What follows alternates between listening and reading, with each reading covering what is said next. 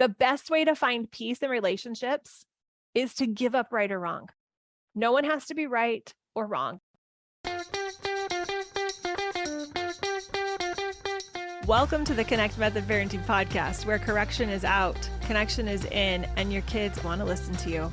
I'm Andy Martineau, creator of Connect Method Parenting, here to help you stay calm, confident, and connected no matter what.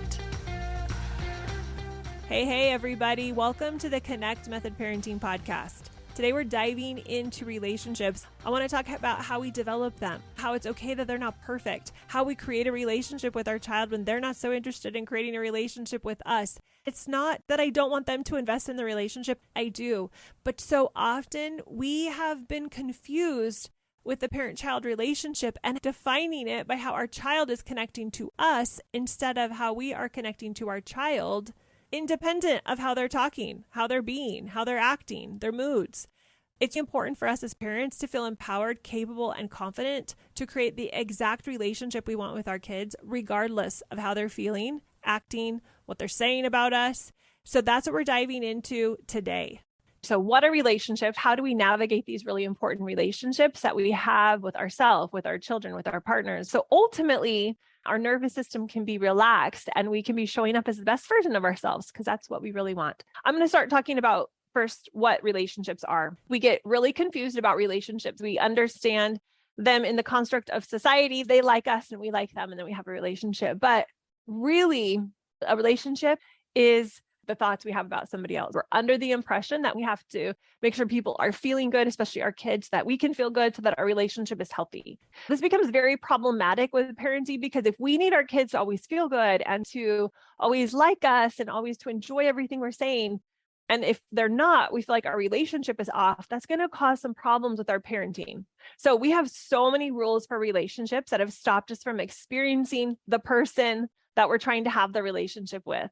And it locks us into our expectations of how these people or relationships should be instead of what they actually are. We miss the person. Our relationships are simply our thoughts about this other person.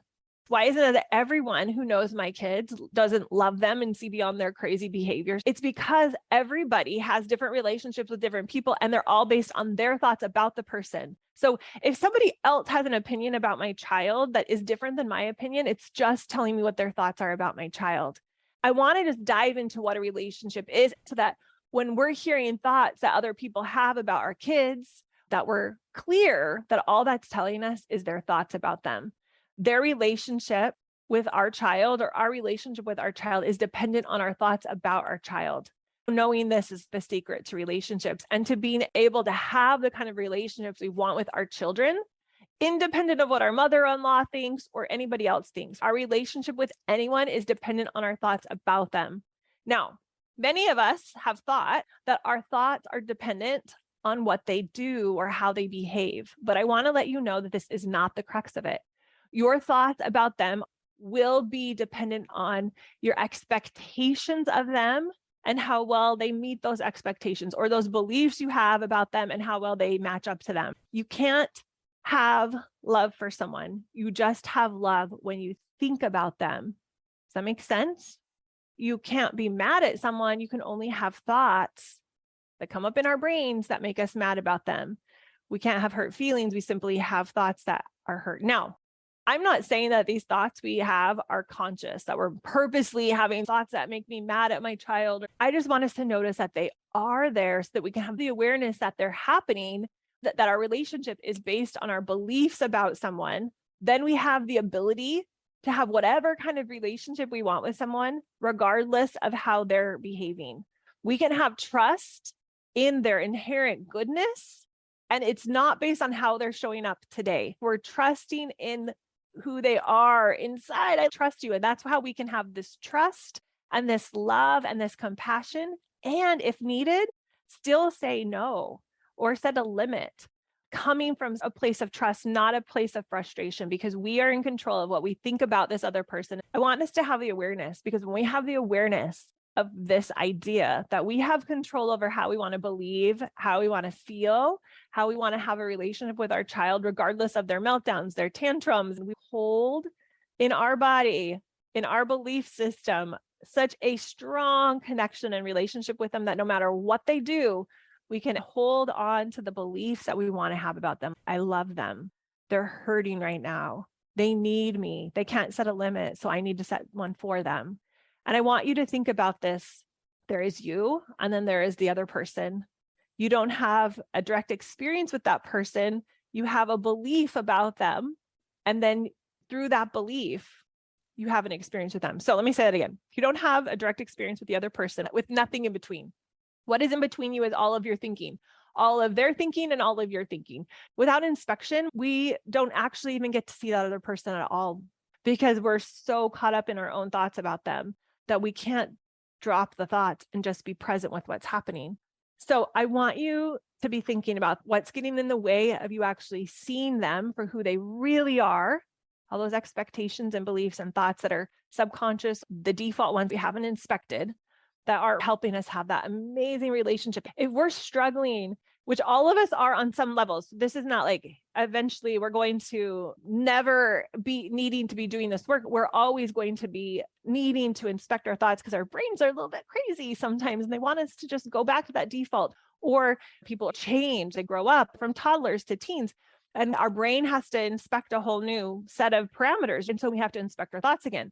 What I want us to do is not to go through life in default mode without inspecting them, and not to go through our parenting experience, the 18 years we get with them in our home, but then parenting continues. Half of my kids are now adults. It's like, wow, we're still their parents. Now it's learning how to be a parent to an adult. I want us to start to practice wherever we are with our kids, this idea of I have the ability to shape the kind of relationship I have with my child. And it's not dependent on what they say or do. And I want to hold that energy for them, that belief in them, that trust, create that safety with them so that we can always have the kind of relationship that serves them and helps them fulfill their potential. So we're going to wade through the thoughts and expectations. We're going to try to eliminate most of them so that you can actually get to know this other person that you're in a relationship with. But we have to look at the thoughts. We have to do the thought downloads. Pull out a piece of paper and do a thought download and the STEAR model so that you can see what is happening inside your brain. If we don't do that work, then we won't understand. And if we don't understand, we are completely oblivious. We're just swept away into the story. When you watch a movie and you're just swept away into the story and you're not even really intentionally thinking. Now, there's a time and place for that. It's beautiful for a movie. We don't want our lives to go through unconsciously, because once we truly understand that our relationships are really our beliefs about the other person, and we do the work to unpack, what am I thinking about this child or this tantrum or the fact that they missed curfew or they hit their sister, whatever it is. Once we do the work to understand the thoughts inside of our brain, our relationships with our children and ourselves will never be the same. They will be so much better in every single way. You will notice that many of your relationships are similar. And this is because many of our thoughts are very similar. We simply recycle relationship thoughts from a lifetime of programming. We transplant them from one to the other. I want you to think about a person you love so much. And I want you to think about what your main thought about them is. And then I want you to think about a person that you struggle with or that you don't love so much. And I want you to think about the thought you have about them. The thought that we have about them is reflective of the relationship. And we might decide that we always want to have that kind of thought about them. I'm not at all saying that you have to go hang out with people that aren't your cup of tea. I'm just saying, be aware of this fact that because it's based on our beliefs, there is the possibility to change it if we want to. I'm going to tell you a quick story and then we're going to dive into having difficult conversations. This is something I ask all of the time. This isn't necessarily applicable to young kids that aren't very verbal or anything before 7. That's when the prefrontal starts coming on and logic and reason starts coming on. I wouldn't really do a lot of what I'm going to talk about next with them because they just need to be validated and heard and seen. All of us need that really, but I'm going to talk about difficult conversations because I think it's applicable to a lot of the things that we're going through with older kids. And when we don't have the skill set of difficult conversations, we end up going through default too. But I'm going to tell you something really quickly. So the thoughts we have, that's what I'm talking about with the relationship. So last night, I typically have no problem going to sleep. I sleep well. It's not hard for me to sleep. So last night when it was 2 a.m. and I was still not asleep, I was very confused. And then I remembered that I probably should just pause and track what was happening in my body. For some reason, I hadn't done that yet. And I think the reason was I was afraid to find out what was happening. So as I went in, as I like got the awareness and went into what are my thoughts and what am I thinking and what's happening inside of my body, I realized that I'm in Orlando right now and I'm going to an event starting tomorrow. And I was realizing there were all of these thoughts I had about this event, which you can have relationships with events. It doesn't just have to be people. So I was looking at my relationship with this event and my feelings about it and my apprehension about it. And it was fascinating because my default was like, don't look at this. This is kind of embarrassing. You're really nervous about this event. And as I looked into it, I'm like, oh, it's just an emotion in my body. When I sat with the emotion, when I was present to the thoughts, I was doing thought downloads this morning. Why am I so nervous about this? And why don't I feel this way? And part of me was like, what is happening? This is so weird. And this happens with our parenting too. We're going to feel cozy and smooth and things are going to be running well. And then something's going to happen, a situation, or maybe the kids have been fighting and fighting and fighting. We've been pushing aside, but it like re-triggers us and we have a strong reaction that comes back up, which is good. We want to address it. Something is going to happen. And all of a sudden, our body is going to signal to us something is going on because those emotions and those beliefs that we have inside of our body, they're information that your nervous system is triggered, that you're in a state of fight or flight. And that's exactly what was happening last night with me. I was laying in bed and I'm like, oh, I'm just in fight or flight. I'm really nervous. And as this morning I was writing, which I highly recommend writing if you want to create more powerful, nourishing relationships with yourself and with your kids. I highly, highly, highly recommend doing a thought download. It's great to meditate. I'm a huge proponent of meditation, of walking, of yoga, of breathing, of talking. All of those are really good at visualizing, all of them. Powerful, powerful, powerful. Tracking them in your body, tracking the emotions, the sensations that are in your body. Use all of them. But what I have found is that when you write, there's something about it that allows you to access conscious and subconscious thinking. And if you can come at it without judgment, with kindness and clarity and compassion, you will be able to discover so much about yourself. You will be able to make so much headway about the relationships that are in your life. So even though you're going to feel like me, you're going to be laying in bed, maybe not, maybe you'll be walking in the house or whatever, wherever it happens. But for me, for some reason, I was laying in bed at 2 a.m. and I was, why am I not going to sleep? I always go to sleep. Why am I in so much fear? Why do I have so much panic right now? And what I want to recommend is if you want to up-level the relationships you have in your life, you've got to pause when your body's giving you the SOS signal. They're like, hey, look at me. When your thoughts are just rotating through, you're having a lot of dread, you're having a lot of frustration. Those are your body's signals. That's your brain and body's signals to say, hey, can you stop for a second? Something's happening here and I really need you to pay attention. I want you to understand this and do not judge yourself. This is how you're going to up-level the relationships you have in your life. So with that being said, let's talk about difficult conversations because these are inevitable with kids. As parents, we have to have conversations with our children, and sometimes they are difficult. And most of us have no idea how to communicate without blame, frustration, defensiveness, or justification. We really have this primal need to be right at all costs. So interesting how important it is for us to be right. We will gather evidence. We will create all sorts of stories to prove that we are right, which makes a lot of sense. Our brain wants to know that it's safe, it's rational, it's validated. We need to be right at all costs. And this need to be right oftentimes costs us our peace. Now, the best way to find peace in relationships is to give up right or wrong. No one has to be right or wrong. No one has to win. Actually, no one will win in a difficult conversation if the goal of the conversation is to prove who's right or wrong. We just end up with two losing parties. So the first thing you have to agree on is that you don't need to be right about anything. If your parenting alarms are like, wah, I am not saying you give up your priorities and your principles and your morals and your standards.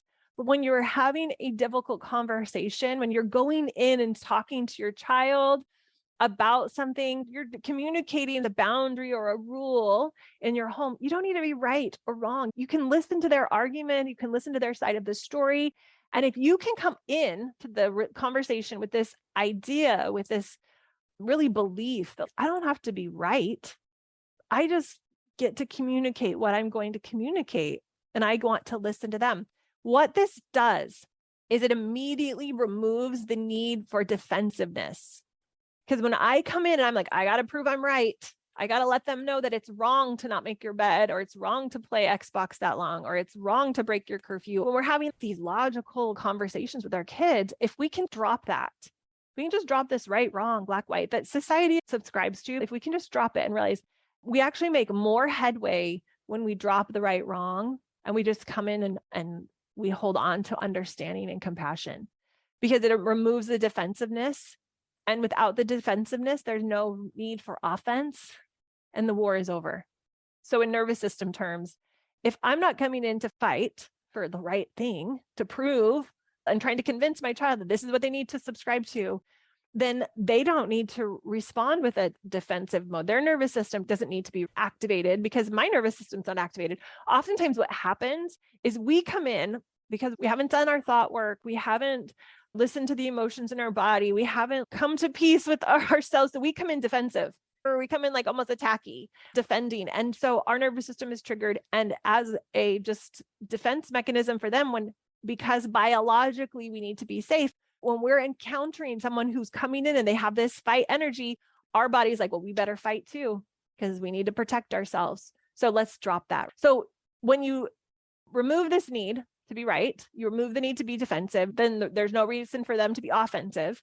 You can start the conversation by being willing to even be wrong. You can take a deep breath of peace. Fabulous. It's amazing. This is what I think is right. I think we should make our beds every day. I think we shouldn't fight with our siblings. I think like I can have these beliefs, but I'm open to hearing their side of the story. If they have a compelling reason why they should fight or not make the bed, like I'm willing to be wrong. And even though that we're probably not going to be convinced that there's another way, we're just coming in with that energy of, you know what? If you gave me a compelling reason, I'm totally willing to be wrong about this. Okay. So when we do this, we start with, tell me what you're thinking. This communicates, I believe in you. I trust you. Tell me how you feel. Tell me what you're thinking. Tell me why this is this way for you. So you put yourself in their shoes and you see it from their eyes and from their thoughts and from their STEAR. And where are they coming from? Stephen Covey, in his infamous book, The 7 Habits of Highly Successful People, I think that's what it's called. He says, seek first to understand, then to be understood. That's what I'm saying here, is we're coming in with this energy of, yeah, I have something I want to communicate, but I also really want to understand the other person. Okay. So we see it from their eyes and their thoughts. And we can even start to think in STEARs. That's what I do. I'm like, ooh, that's a situation and that's their thought. And this is their emotion. And it's hypothetical, but it's done with curiosity and compassion. So I can really understand their thoughts. I want to see their thoughts. I want all of their thoughts. I want to understand them so well that I can really understand from their perspective, from compassion. I'm not using it as ammunition. I'm like, what are they thinking? This is so fascinating. I'm this scientist. It's like I'm an alien coming down. I'm like, I don't get how these humans think. I want to understand their logic and their reason. So we want to see it from their eyes. We want to look at their STEAR. Where are they coming from? Can I understand it? Can I make sense of it?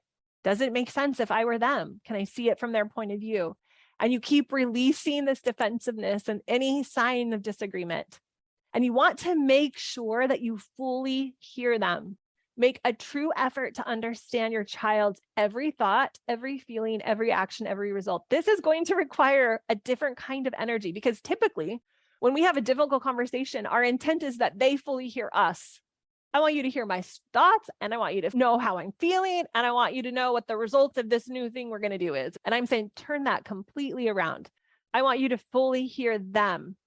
It makes so much effort. Now, I did not suggest that you are going to be getting that same loving attention and energy from your child, or from, if you're doing it with another person, you're not going to necessarily get the same luxury from them. You get to be the one who learns, and you get to be the one who hears. And when you understand how this works, you will get that telling your whole story isn't necessary. You will get that you are there to understand, to listen, and to create safety. If we can create safety, if we can understand them, where they're coming from, and validate and affirm, that doesn't mean we just lay down passively and we're like, mom's rules out the window. No, I'm not saying that at all. What I'm saying is, when we understand deeply, They will feel safe, validated. This might take a few times. I'm not saying the first time you do it, their nervous system is instantly going to drop into feeling so safe and secure. But if you keep practicing this, I promise you that you will feel safe. You will be communicating that safety. You will feel confident. You will feel assured, and they will begin to co-regulate with you. You will begin to resonate at a similar frequency or vibration or emotion. And if you consistently do this, it's inevitable that you are going to feel towards them the calm, the connection that you've been wanting. Okay. Once you have heard them out, I want you to identify the facts and make sure you can both agree on the facts. So you've heard their story, you're clear on their STEAR, you understand their perspective. You're like, I could see how they've come to that conclusion based on what they're thinking and how they're feeling. Now you're going to simplify it down to facts. Make sure you agree on them. Facts always stand alone. Facts are always neutral. Everyone can agree on them because they don't really mean anything. They don't make anyone right or wrong. So you're going to distill it down to the facts. That's the next step. And then to understand your difficulty or your problem, you're going to boil it down to a sentence. So, for example, you might have had a situation where the kids didn't help clean up dinner. We'll just use that one. So the fact that they didn't clean up dinner, the kids are making those facts mean. And there could be so many options. Some of them that my kids have told me are, I'm so busy. I don't have time. It's unrealistic. When they were little, they would say things like, my friends don't have to do the dishes. They're making it mean hard labor. And my default might be that they're lazy, but this isn't unreasonable. These are the facts. That's their story about it and my story about it. This is why we disagree. This is why we've had a problem. You think it's okay to do this, and I think it's not okay to do that. No one is right or wrong. We just have different sentences in our brains. I love saying it like that because it just feels less charged. We just have different sentences in our brains. We just have drawn different conclusions. Once we've done this, we can talk in solutions. So I want you to think about this process that we've gone through now of having a difficult conversation. And I want you to think about coming up with a solution that you both agree to. Because at this point, we're not talking about the problem anymore. We're brainstorming solutions. That's what we're doing. That's the only thing we can do. So the goal is to find a solution that makes life better than it was before you had the problem. Be willing to take time with this. It's not going to be a slam dunk right out of the gate necessarily. But if you go through these steps, really, if you come with the energy of, I don't need to be right or wrong, I just want to understand. And there's a completely valid, logical reason in their brain why they've acted or said or done this thing. And my priority is to understand it to the level that I can have deep levels of compassion, exude trust, and create safety. When you can create that safety, gosh, everything else will just fall into place. So here's some questions that you could use if you were going through this process that you could write down to save for later when you have your next difficult conversation. What is the disagreement or fight about? I love asking myself, why are they right? How could I see it from their perspective? That just gets our brain so far out of what it normally is asking when we're in a tricky, problematic situation. What if they're right? How could they be right? At least from their point of view. And I want you to list all of those things. And then I want you to write out their STEAR, because that will give you clarity on where they are coming from. This is powerful. What are the facts that you both agree on? You could totally distill it down to facts that are provable in a court of law. Look at what's actually happening. What is the reality? And then based on those facts, what's my sentence about those facts and what's their sentence about those facts? They may or may not tell you. Sometimes this might be the work you do solo, completely on your own. You're having this tricky thing with your child. Maybe they're not in a place to talk about it. You're just going to have this conversation with yourself. You're going to dive into it with yourself, ask yourself these questions on your own, or you could have them with your child, but don't do it in the heat of the moment. I am not saying use these questions or use this strategy in a heated moment. You want to have the emotions at bay. You want to have process them, at least not have them bubbling to the top when you go through this. A lot of times this is work that we are doing on our own. So what's my sentence? What's their sentence? And what feeling is it causing me? What feeling is it causing them? If you're doing it by yourself, you're just hypothesizing with the intent to create more compassion and empathy for yourself and be able to come and still be clear on what you want, which might change by the end of answering all these questions, or it might be exactly the same, but doing it from a place of compassion. We want to set limits. We want to have conversations. We want to connect with compassion as the fuel, not frustration. A lot of times we set a limit. The energy that's behind the limit is frustration. or upset or disappointment, some negative emotion. We don't want that to be the fuel. This process will help get that out. So what are your thoughts about the conflicting sentences? And then brainstorm solutions. And then is there a solution that you could agree on if you're doing it together? Or is there just a solution that you just feel pretty good about? Okay. So I hope that you will take what we just talked about with difficult conversations and think about it, how you could apply it, how you could approach a conversation and not needing to be right or wrong, just coming to understand. So I wanted to talk for a minute about fear because I feel like it leads right into this. As I was thinking about what I wanted to talk about and teach you guys today, I'm like, okay, relationships, how to have difficult conversations, and then the emotion that comes up that drives us to be defensive, that is an underlying emotion that causes us to be graspy or needy, worried, or coming with desperateness is fear. So I want to talk about fear. Fear is an unpleasant emotion, and it's caused by a belief that someone or something, I'm going to use the word dangerous, but it could be unsafe, is likely to cause pain, is a threat. There's a lot of ways you could say it, but something feels not right. Something is not working out the way we want to. We might not use the word dangerous. I actually used to use the word dangerous about a couple of things. I'd be like, oh my gosh, this feels dangerous. Not like I'm going to die, but this was threatening. There are times where fear is really important. So I don't want to diminish that. There's times where we really need to be using this emotion of fear to get us out of dangerous situations that are legitimately dangerous. But we have evolved to a point that a lot of times we're not in a dangerous situation. There have been times where fear has helped us be safe, but there are times now when fear prevents us from evolving. It prevents us from being the most kind, compassionate person. Be mindful that there are times where fear is important. And so I'm not at all saying that we should never be fearful. All emotions are useful. So all of the emotions that come up in our body are all beneficial. They're all teaching us. They're all helpful. But if we indulge in fear, if it stays inside of us, stays in our body, then it can prevent us from living up to our full potential as a parent. So the emotion of fear causes a chemical response in our body that prepares us to take action steps to keep us safe. So very useful in a dangerous situation, not so useful if we're not. The problem is that most of the time when we're afraid, we aren't actually in physical danger.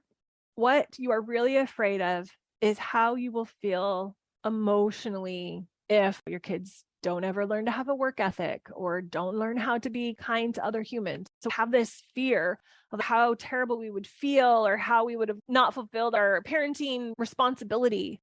So we're terrified that we will feel something forever and we will never be able to escape it. A lot of times it's failure for us parents. If I don't fix the kids' behavior, if they don't get along, if they don't learn to work hard, if they don't learn to be responsible, it's really this emotion of terrified that we'll never be able to escape this feeling of failure or that we've let our kids down. Fear is the reason we need courage. Courage is the character trait we want to develop, but we can't develop it if we don't expose ourselves to fear. We want to expose ourselves to all emotions. All of the emotions are serving us. So when the fear comes up around the story we have about our child's lack of work ethic or their lack of interpersonal skills or whatever our fears, there's nothing wrong with that. We want to experience the fear so we can really decide how we want to pivot that. We experience fear when we're faced with the unknown. So good. So lots of times with our kids, the reason the fear is coming up is because we don't know how to solve this problem. It feels really scary. There's always going to be this feeling of unknown. So fear might come up. We need compassion for our fear and compassion for the pain and the worry. If we're not able to just look at it and be like, oh, there's part of me that is so afraid of what might happen, and we dive into it, we do the thought downloads, we sit with it, we track the emotions in our bodies, all the things we've been talking about. If we can do that and have compassion for the fear, then it's going to help us grow to the next level. But if we just let it stay stuck in our bodies and we let it start driving our actions, it's going to stop us from growing. The fear of the fear, the lack of awareness around the fear stops us from growing. Moving towards feeling the emotions that come up around the situations that are happening with our kids. Understanding I'm afraid. Let me get into that more. Why am I afraid? Why is this happening? When we move towards that with understanding, when we stop in our tracks, like I did last night in my bed, finally, I was resistant at first, but finally I laid there and I'm like, okay, I need to pay attention to this. And fear is a strong emotion. So when you feel it in your body, you can feel it strong. When the kids are fighting, it might turn into frustration or anger, but it's this fear of what might happen if this doesn't change. If we can pause, and by pausing, literally, when you're able to, make sure the kids are safe. You don't want them like fighting and hitting and throwing things that are dangerous. But when they're safe, if you can pause and just give yourself a moment first to see it, pause and see it, then to affirm that this is normal. This makes sense. There is a reason why my nervous system is having this reaction. I'm having this strong emotion of fear or worry or guilt, whatever that pain is. Like, validate, acknowledge, accept, affirm, this is happening. And what I will often say is, oh, honey, yep, this is big. This is real. Sometimes I can't even articulate what it is, but it's like part of me is feeling really uncomfortable. This really is really terrible. I hate this.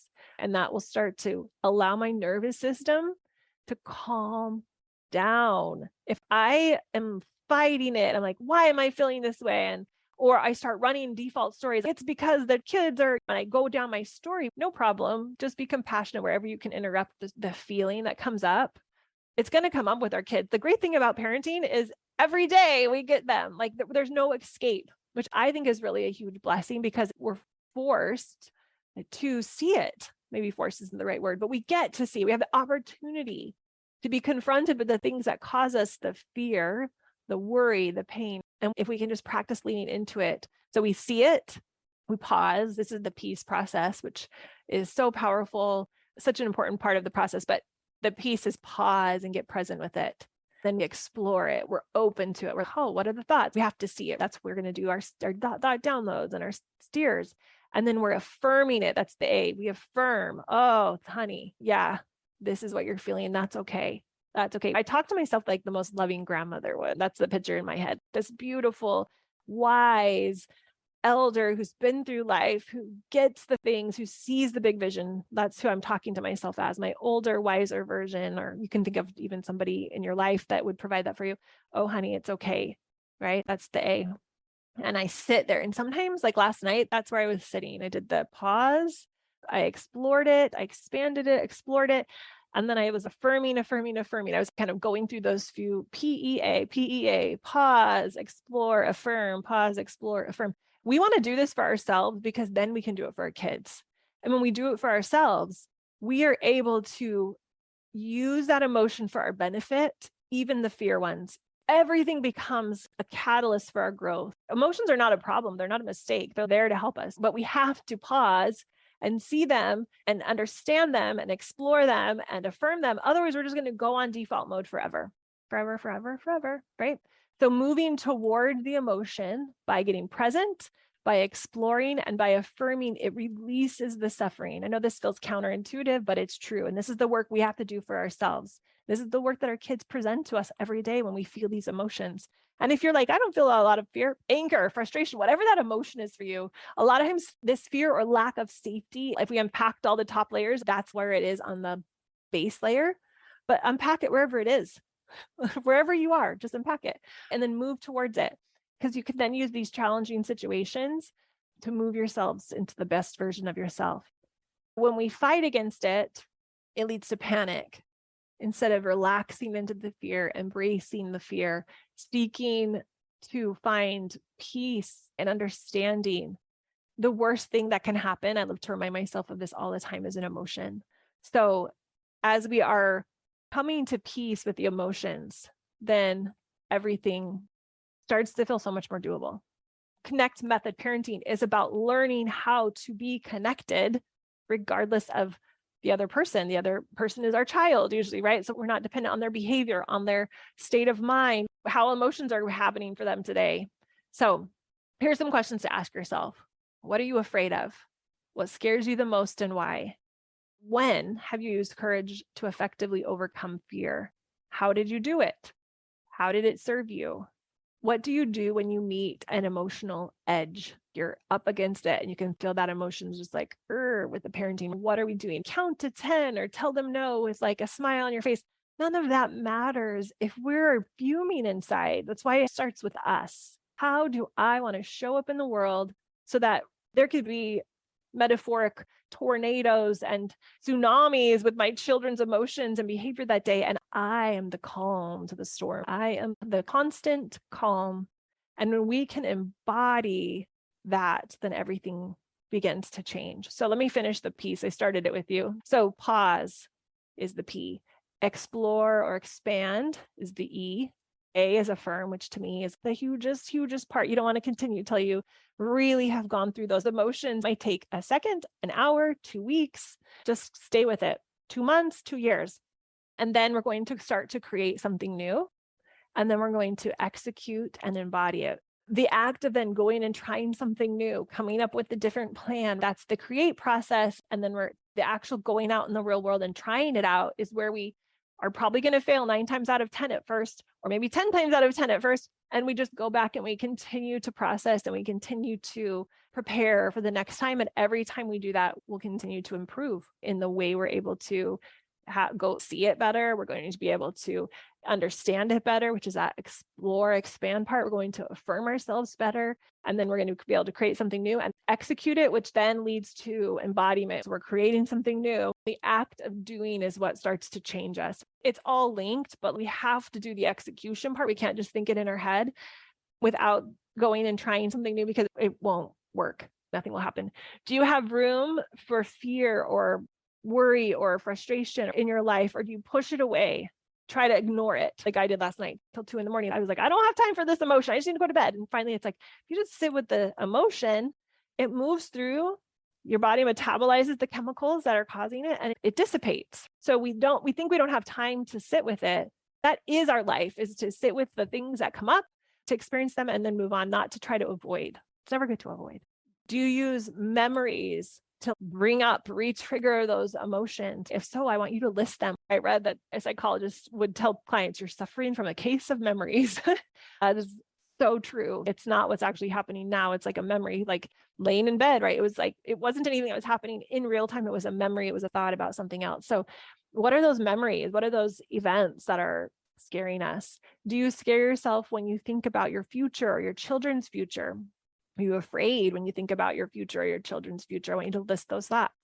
I'm using the word fear, but if there's another one that's more present for you, fill that in. But what does fear feel like specifically in your body?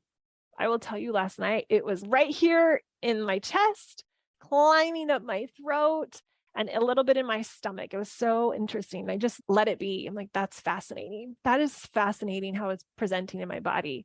And I tell you, the minute I stopped resisting it, I accepted it, I made it just normal, and I started to track it. And I've been doing this for a while, but it was fascinating how quickly it shifted. So try it out. If it doesn't happen immediately, no problem. Just keep trying. It's inevitable that you'll be able to start to release these emotions the less you're afraid to go into them. So what does it feel like when you contract away from the emotion? I want you to understand this. And then what does it feel like when you move towards that emotion? If you don't know what that is, that's not a problem. But my challenge to you is to get really acquainted with, what does it feel like when I'm open to the emotion? What does it feel like when I'm closed to the emotion? What does it feel like when I'm running away with fear and I'm letting it do its thing versus I'm actually seeing it? There's a difference there. I'm actually being with it, but not believing it. I'm present with it. Think about that. I want you to become really aware of that, because that's going to change so much for you. I just want to leave you with this idea that every single thing we do in our life is because of how we think it will make us feel or not feel. I want you to seriously think about that. Every decision you make, every dream you achieve, or every dream you let die, or every relationship you nurture and grow, or don't nurture and grow, is because of how you feel or you want to feel. So feelings are very directive. Let's loop this back to the beginning about the relationships that we're creating in our life. I want you to be thinking about how you can become more aware of the thoughts you're thinking about the relationships, aware of the feelings that are coming up, and how you can lean more into them so that they metabolize, so that ultimately you can become that calm, connected mom where your nervous system is in that parasympathetic state, which means you're in equilibrium. Your highest thinking is on, your most compassionate, kind, loving, patient self is what you're coming from. So more awareness of your thoughts, more awareness of your emotions. Okay. Go rock it as a mom and be really compassionate with yourself too. Nothing's gone wrong when you made a mistake. It's all for your learning and benefit. Be so kind to yourself. All right. We'll talk to you guys next week. Have a wonderful rest of your day and your week. See ya. If you enjoyed listening to this podcast, come check out League, my Connect Method parenting coaching program, where we take this material and we apply it using my proven formula. Head over to cmp.works/join.